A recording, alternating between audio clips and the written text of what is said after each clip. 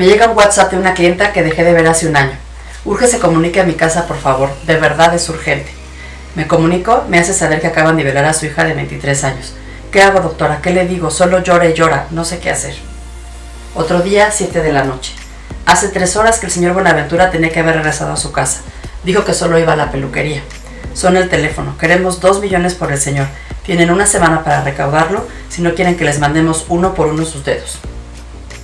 En una sesión, una mamá se suelta llorando. Se acaba de enterar que un primo de su hija abusó de su nena de 4 años. Su familia sabía de esto hace un mes y fue la última en enterarse. No sabe qué hacer. Señor y señora Méndez, su hijo tiene SIDA. Tenemos que comenzar el tratamiento. Por favor, firme aquí. Un amigo de mi hijo se tiró de los arcos hace poco. Ahora, cuando le exijo a mi hijo y le pongo límites, me amenaza. No sé qué hacer. Todo esto que le estoy compartiendo son casos del consultorio, conversaciones que ocurren en lo que llamamos pues una intervención en crisis, que puedo hacer esta distinción ahora. Es diferente intervención en crisis, que es cuando está ocurriendo el problema transitorio, la situación, y los siguientes 2-3 días, y ya después es una terapia de crisis. De la intervención en crisis yo utilizo un modelo que me ha funcionado muchísimo, que se llama modelo CASIC de SLIDE-Q. El libro lo pueden encontrar en Amazon y en las librerías.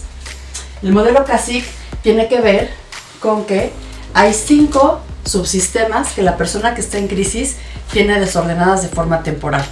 Entonces, lo que yo sugiero es revisar esos 5 subsistemas que ahorita se los voy a explicar de forma muy puntual. Y el subsistema que tenga menos desorden y donde el paciente esté más fuerte, o la persona, el cliente, el amigo esté más fuerte, empezar por ahí. Porque lo que ocurre es que cuando tú empiezas a trabajar uno de los sistemas, los demás se van acomodando, se van haciendo grandes o se van poniendo en su lugar. Vamos a comenzar. La C de CASIC tiene que ver con la parte conductual de la persona. Después del evento, las siguientes horas, cómo está durmiendo, cómo está actuando, qué está diciendo, qué pasa con sus hábitos alimenticios. Y vean cómo aquí otra vez esta parte de la bioquímica de las emociones y los alimentos tiene que ver con el modelo. Cómo están los hábitos de la gente, o come mucho por ansiedad o deja de comer. Entonces, si hay una persona que tiene bien su alimentación, hay que revisar qué está comiendo, hay que procurar que no se deshidrate, estar acompañándolo, y si está flexible ahí, por ahí mantenerlo. Porque si las otras áreas están muy desordenadas y no nos deja entrar por ahí, el hecho de que esté comiendo bien o que esté accediendo a una hidratación nos puede ayudar muchísimo. La A es la parte de afectivo. Son los sentimientos acerca de esos comportamientos. ¿Cómo me siento de dormir mucho? ¿Cómo me siento de no dormir? ¿Cómo me siento de haberme acabado 8 donas de chocolate? ¿O cómo me siento, qué pienso de no estar comiendo bien? ¿Cómo me siento de estar preocupando a los demás? ¿Cómo me siento de estar acompañado? Porque a veces la familia se deja venir y te ayuda, y a veces te quedas solo. Entonces, habría que revisar si es una fortaleza de la persona, la parte afectiva, o si ahí hay mucho desorden. ¿Qué pasa con la S? Es la parte somática. Empieza a haber hipertensión, cómo se expresa su cuerpo. Acuérdense que en el estómago es un lugar donde las emociones convergen. También porque ahí hay producción de neurotransmisores.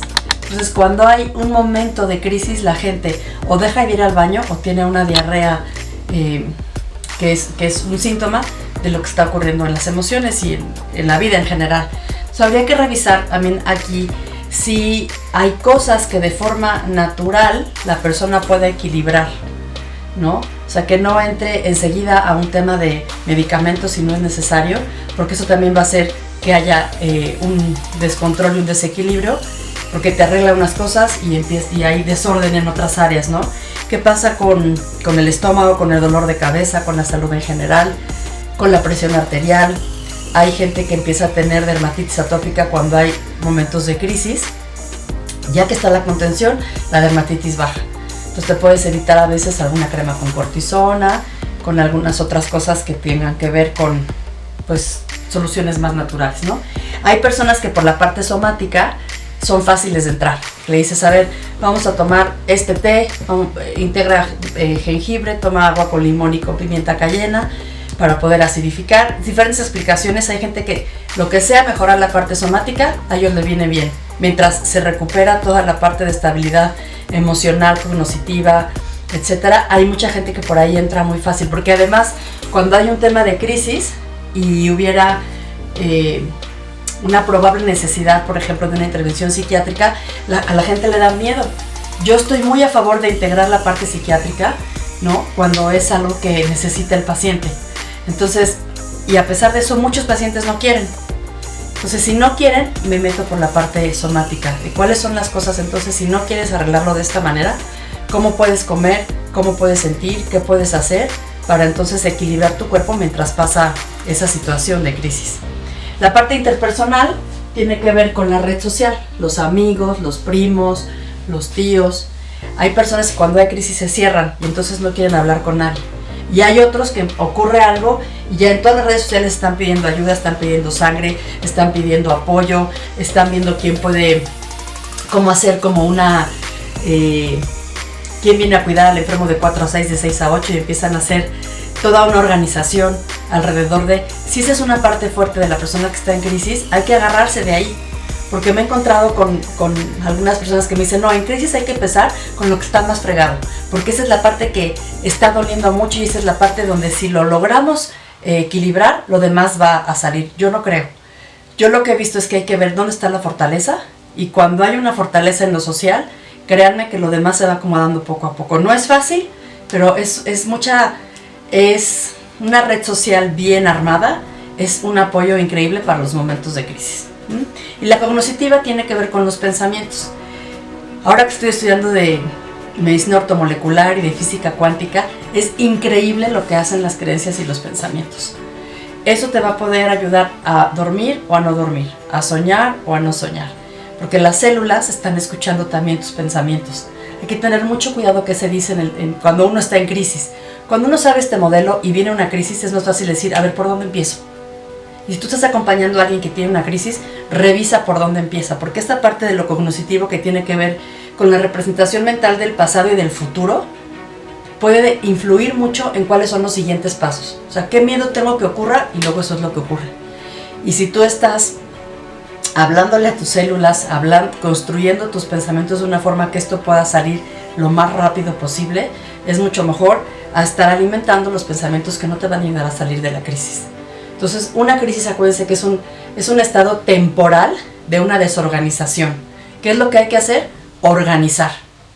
Y cuando uno organiza los subsistemas, lo que va a ocurrir es que poco a poco va a haber como más forma y la gente va a encontrar creatividad para ir saliendo por alguno de estos 5 subsistemas.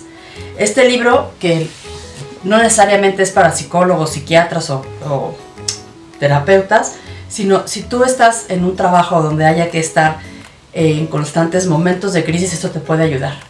Te puede ayudar porque vas a descubrir en ti mismo cuáles son tus áreas de fortaleza. Y vas a ver cómo sistémicamente, cuando trabajes con esa área de fortaleza, las demás se van a ir acomodando. El modelo Cacique también, para alguna paciente, cuando pasó lo de las Torres Gemelas, me decía, no puedo dejar de soñar a la gente que se estaba aventando, ¿no? Y que pues, moría, pero prefería morir aventada, o sea, preferiría morir con el impacto del suelo, porque además le tocó ver gente recién caída, ¿no?, a que se muriera adentro del edificio. Entonces son cosas muy fuertes que se las cuento y se me quiebra la voz, pero al final a esa persona, si yo le alimentaba su parte de ideas, esa es la que tenía más desordenada y que influía en la parte conductual porque no podía dormir. Entonces cuando no podía dormir, no estaba bien en el trabajo, y al no estar bien en el trabajo, entonces empezó a comer diferente, luego empezó con gastritis, entonces se hace un caos.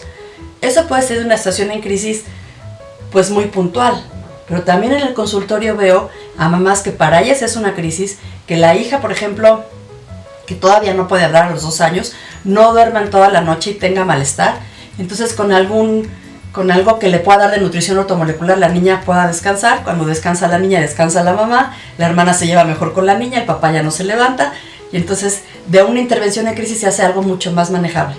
Entonces revisen de sus momentos de crisis, revisen en su vida.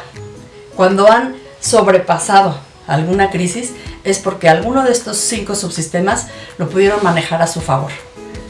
Modelo Cacique, el autor es Sly Q. A mí me ha ayudado muchísimo a trabajar intervención en crisis y en mi vida personal para poder ser autora de mi vida pasando estos retos que todos tenemos. Que tengan un excelente día.